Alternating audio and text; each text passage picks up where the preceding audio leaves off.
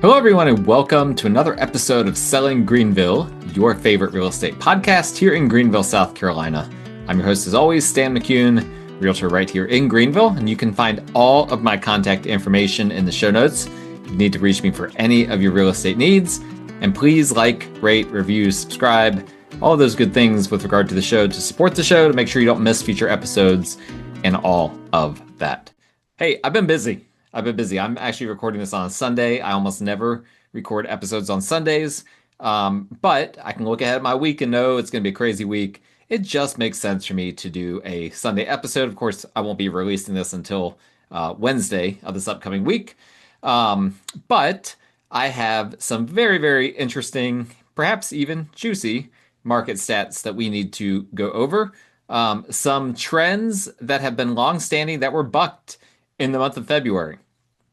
So let's hop right in, and I'm going to screen share with you, my lovely people, watchers and listeners. Good episode to watch if you are interested in actually seeing the charts that I am going to lay out for you guys. All right, so there's gonna be a lot to cover here, but we're just gonna go through this the way we normally do. New listings were up 9.1% for the month of February. They went from 2011 in last February to 2195 this February. What does that mean? 9.1% increase. That's still some pretty strong increases in new listings. It's not as strong as what we had seen last year, where many of the months were in the 20s year over year. So new listings are starting to slow down, right? The pace of growth of new listings is not what it was last year, but we are still seeing higher new listings growth year over year. And we're going to talk about that in a little bit, what that means. Pending sales. After January, pending sales in the month of January were down 2.1% year over year. They bounced back up 2% year over year in February. Now, this is not what I expected, and I'm going to tell you why. Last month when we went over the market stats, when I did that silly episode from inside my truck, if you remember, the month of January was impacted by two winter events. I told you guys this. I told you guys I was not going to overreact to any of the data that we were looking at. If any of it was low, kind of to be expected when you have a month where you basically lose 2 weekends. But I was expecting there to be a decent sized rebound in the month of February to account for those 2 lost weekends. Although I did say, if I remember myself correctly, that there was a possibility that we could just lose those 2 weekends, right? Sometimes that happens. Sometimes when there's a big event like that, big weather events, it doesn't just defer business. Sometimes actual business just gets lost. Well, I would expect the pending sales number to be higher than a 2% year over year increase if we were seeing a rebound of activity. Now, if we did see a rebound of activity in the month of January, and that showed up in the February numbers, but we only had a 2% increase, that could mean that actually February was trending to be a year over year decrease in pending sales as well. So this is in my opinion, a very, very soft number. And we are starting off the year extremely soft with pending sales, which is interesting. And here's the thing, my year has started off pretty strong in comparison to last year, at least. But I am talking to other realtors and finding that it is not that way for them. Now, I made some changes to my business last year. Everything in real estate takes a while for you to really see the impact. So the changes I made last year, I'm finally starting to see that impact my business this year. And I'm obviously very glad that I did that.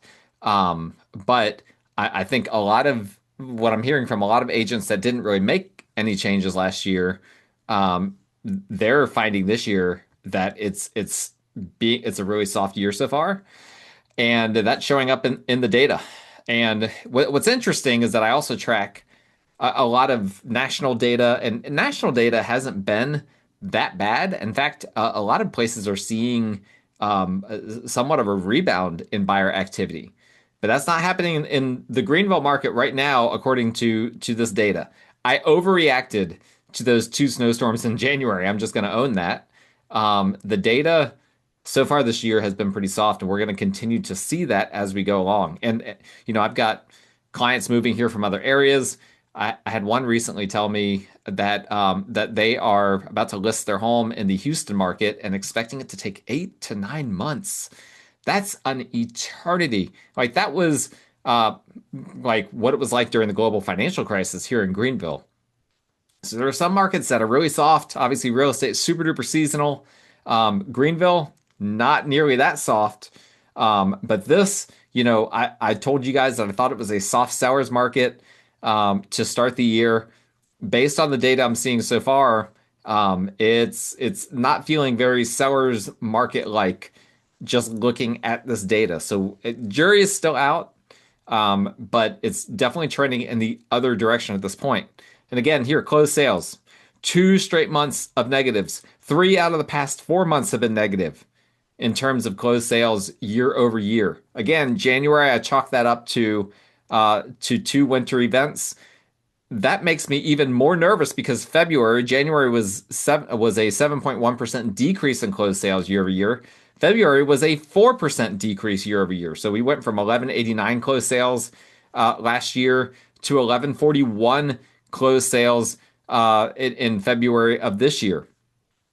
If we hadn't had those 2 weekends of that we lost this past in the month of January, that February number might have been even lower. I'm going to provide some color for this because in a little bit. So hang tight. Not everything is doom and gloom if you're a seller. There is a silver lining here that we will discuss momentarily. Days on market until sale. Our highest number, it hit 71 days on market until sale for the month of February. So not 8 to 9 months, but is it now approaching 2.5 months? Yes. Yes, it is. And importantly, this is the highest number that we have seen since 2016. All right. So it's been 10 years since Greenville has seen it take this long for a home to go under contract. 10 years.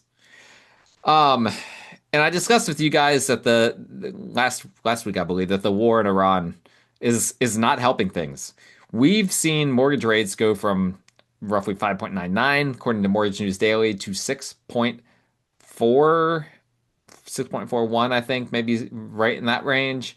And there's a likelihood that it's going to continue to go up. That's going to put a damper on all of these things. And I always tell you guys, when I make predictions at the beginning of the year and all of that, I always say one thing that I don't account for in these predictions is there going to be a worldwide major event, like a pandemic, like a war, something like that? Well, guess what's happening?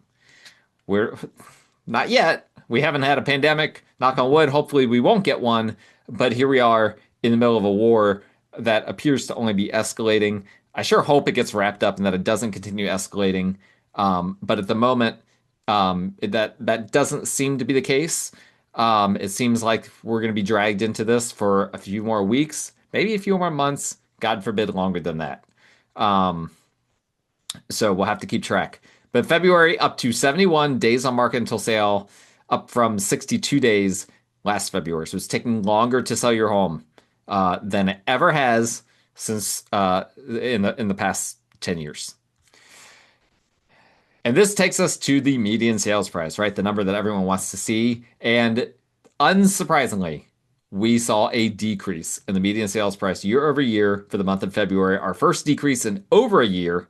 It went down to 312,500. That's a 0.8% decrease from the 314,900 that it was at in February of 2025. So prices going down, housing got a little bit cheaper year over year. Also, it got a little bit cheaper month over month. That is highly, highly irregular for this time of year. We basically had now 3 straight months where our pricing has been basically bouncing between 312 and 313. So not a whole lot is happening on that front. Again, I'm going to add some color to that in a second. Also, for the first time in a really long time, the average sales price saw a decrease, only a 0.1% decrease. It went from 399 and change last year to 398 and change this year. this February. But still, very unusual trends. Again, this is showing that things are softening. If you are a buyer or a seller, if you're a buyer, this is great. This is great news if you're a buyer. If you're a seller, you're not as bullish on these numbers. Now, the one number that did swing a little bit more towards the seller is the percent of list price received. Sellers are now getting 98% uh, of uh, of what they have a home listed for. So if they have it listed for 100,000, they can expect to get 98,000. Now this does not account for if there are any price decreases or if closing costs are being covered by the seller. It doesn't account for any of that. But it is at 98, which went up a little bit from January, but that's still a little bit of a decrease from February of last year, which was 98.1%. That's pretty negligible though, right? That there's a lot that can cause a 0.1% decrease. I wouldn't make too much of that, but we're in line with historical norms when it comes to that. So that means that sellers are coming to, and they have been coming to reality on what their homes are worth in this market. Needless to say, the housing affordability index looks really good right now. 103, as we've discussed before, we want it to be over 100 or more. That is what's considered an affordable market. And that 103 print is up from what it was 100 in February. So, you know, I don't want this to sound like all doom and gloom, right? Because wherever the market shifts, it's hurting some people and helping others. Now, when a market is really bad, right? When the real estate market is really bad, that's typically because the economy is really bad. And when that happens, then that just means that everything is bad, right? It's more than just, and sorry, I need to double check, make sure that everything with Zoom is going okay here. I record all these videos on Zoom. Um, the um, the reality is that when it shifts towards a buyer, as long as the economy is not in the toilet, that's good for buyers. If it shifts too far and becomes such a buyer's market that the economy is in the toilet, then nobody can buy houses. That's bad for everyone.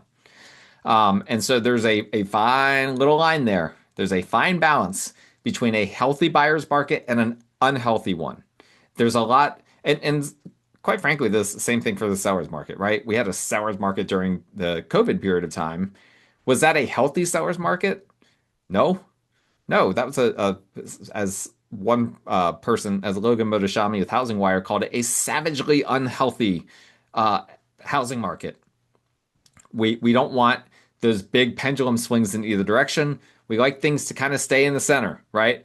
If it's a soft seller's market, that's fine. If it's a soft buyer's market, that's fine. We don't want those extremes. Nobody wants that. All right. Inventory of homes for sale. 28.2% increase year over year for the month of February. It's up to 5,444 homes for sale, up from 4,247 last year. That's obviously a huge increase, 28.2%. It's right in line with more or less what we've been seeing the past year. And our inventory is hovering at 2012 levels right now, which is great. I mean, 2012 was basically from the standpoint of the housing market, the end of the global financial crisis. That was when we started to like really see the recovery. And so that's a big number. Now, demand is higher here in Greenville than it was in 2012. And for that reason, the month's supply is nothing close to what it was in 2012 when it was hovering around 10 months of supply. But it is creeping up a little bit. It's at 3.7 months of supply, up from 3.0, 3 months of supply in February of last year. That's a 23.3% increase. We've been running 20 plus percent increases year over year since July of last year. But 3.7 is still historically low. Now, I've said over and over and over again, if we hit 4 to 4.5, somewhere in there, it would really, really feel like a buyer's market. I'm leaning more towards it being around that four number. And so if we start creeping up, if we hit fours, in the spring summer season, and that continues to go up into the fall season like it normally does, we could really feel like we're in a buyer's market at that point. Now, what's the color that I want to add to you guys?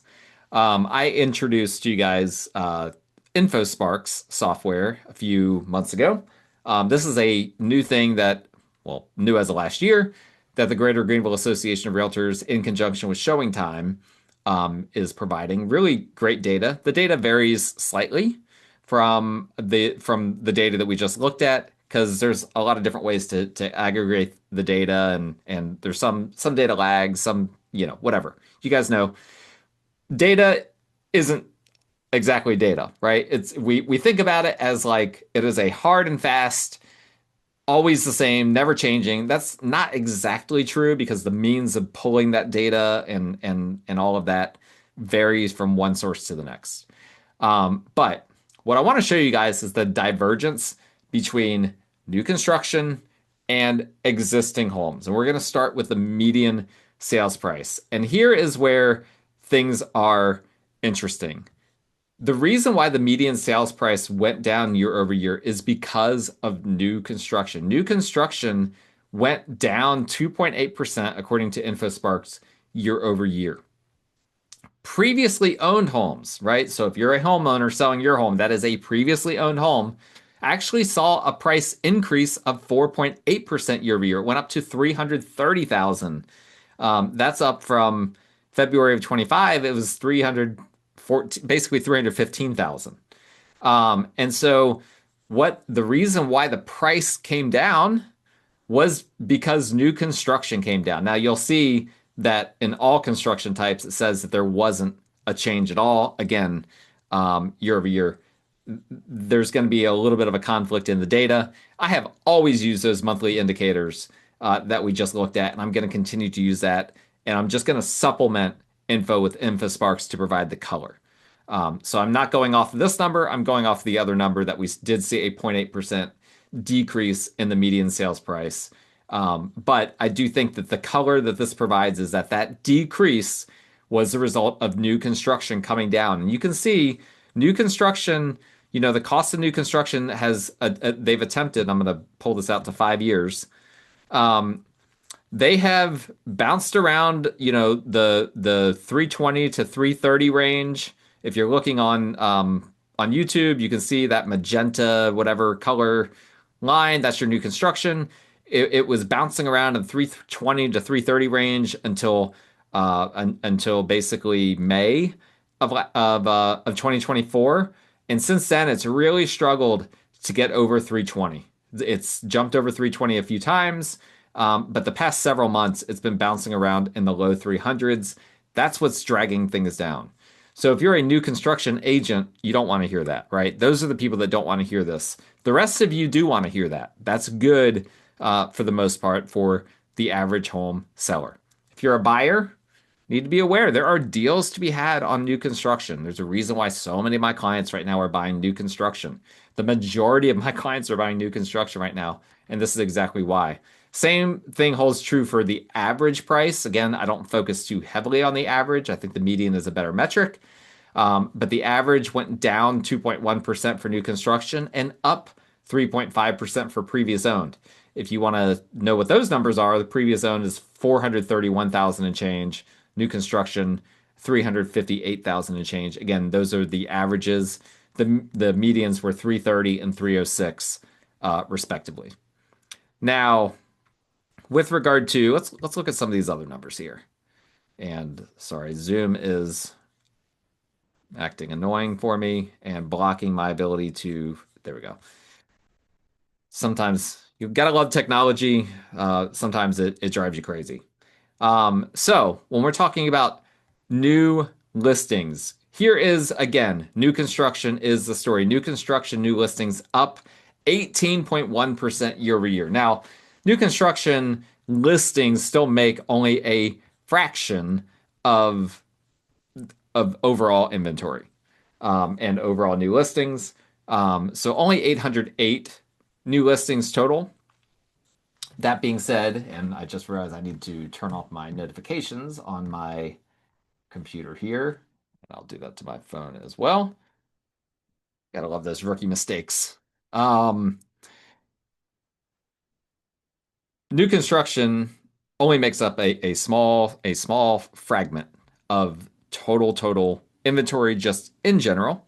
And so that increase of 18% sounds like a huge increase. It's not quite as big as you would expect. So February of 2025 had 684 new listings for new construction, and then it was 808 for February of 2026. So again, not a huge increase in terms of total units, but new construction is driving a lot of that. Previously owned only saw a 1.6% increase total. And so again, for the take that all, I don't want to say with a grain of salt, but just understand that new construction is driving so much of this right now. Um, let's see here. Average days to close. Not a whole lot interesting there. Um, inventory. Oh, and I was going to say before with regard to new listings is that, of course, new construction, a lot of new construction is not listed in the multiple listing service. When builders start listing and using the multiple listing service, it's because their inventory is not moving, right? That's typically when they start utilizing, resources like the MLS a lot more. Um, so we have, with regard to homes for sale, again, new construction, um, inventory was up 30.9%, previously owned inventory up 32.5%, so pretty close there. With regard to pending sales, those were down in both categories. So previously owned homes were down 5.4% for the month, and new construction was down 3.5%. Closed sales, previously owned was down 14.1%, and new construction is actually up 1.4%. So in terms of closings, actually, new construction actually saved it from being an even worse number than it would have been. Month supply of inventory. Again, new construction is pulling that number higher. It's making month supply seem higher than it really is. New construction is at 4.2 months. Previously owned is only at 3.5 months. And this is why I keep saying that the number, that the months of inventory, I think around four is, between 4 and 4.5 is the number at which it's going to really start to feel like a buyer's market because new construction is playing such a huge role in all of this and bringing there's a lot more new construction supply than we normally would have seen. Last thing that I'll show you simply because I've got to move this out of the way. Last thing I'll show you simply because this is not something that we get to see in the monthly indicators that GGR provides for us, but how many showings it takes until a home goes pending, right? Until a home goes under contract.